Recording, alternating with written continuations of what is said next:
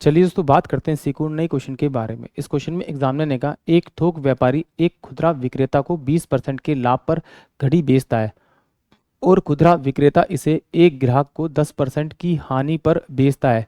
यदि ग्राहक 874.8 रुपये का भुगतान करता है तो थोक व्यापारी को इसकी लागत क्या थी, ये एग्जामिनर पूछ रहा है। तो चलिए आइए सॉल्व करते हैं इस क्वेश्चन को।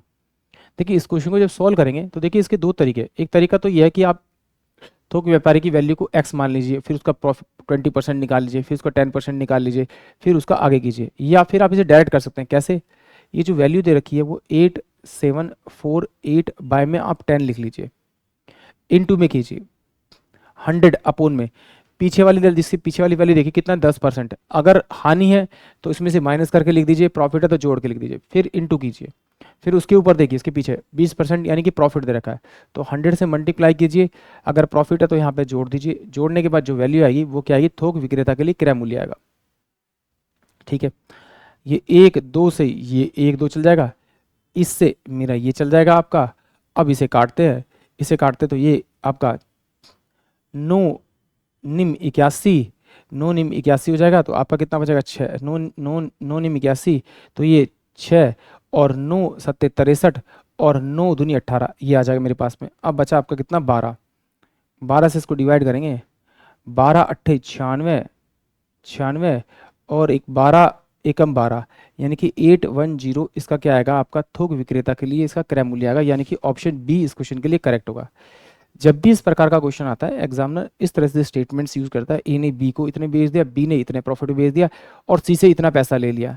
तो जब भी इस प्रकार का क्वेश्चन आए तो सी वाली वैल्यू को आप उल्टा करते चल जाइए, ऐसे करके जिस तरह से ही किया। अगर प्रॉफिट है तो जोड़ के लिख दीजिए नीचे, अगर लॉस है तो माइनस करके लिख दीजिए।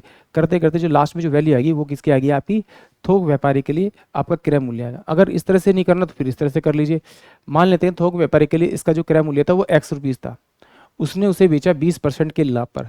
अब 20% के लाभ पे बेचा तो 20 बटे में अगर मैं 100 करूंगा तो ये 20 पंजे 100 होगा, यानी 5 रुपये की चीज़ वो 6 रुपये में बेच रहा है। तो 6 बटे अगर इसका 5 निकालूंगा तो ये मेरे पास क्या आ जाएगा, ये थोक विक्रेता के लिए क्या आ जाएगा, विक्रय मूल्य आ जाएगा, और खुदरा विक्रेता के लिए क्रय मूल्य आ जाएगा। वो आगे से 10% के लॉस पे बेच रहा है, यानी 10 बटे में इसे मैं 100 खोल सकता हूँ। तो इससे काटूंगा तो 1 रुपये का लॉस हो रहा है, कितना 10 रुपये पे, यानी कि वो उसे बेचेगा 9/10 में। और बराबर में उससे जो पेमेंट लेगा सी से वो कितना लेगा आपका 8748, और ये आपका कितना लेगा आपका 10 लेगा। इससे ये वैल्यू कट जाएगी। इसको सॉल्व करेंगे तो x इजकल टू में 8748 इंटू में 5 बाय में आपका 6 इंटू में 9 करेंगे तो सॉल्व करने के बाद में यही आएगा 820, सॉरी 810, यानी ऑप्शन बी। आई होप आप सभी क्वेश्चन समझ में आया होगा।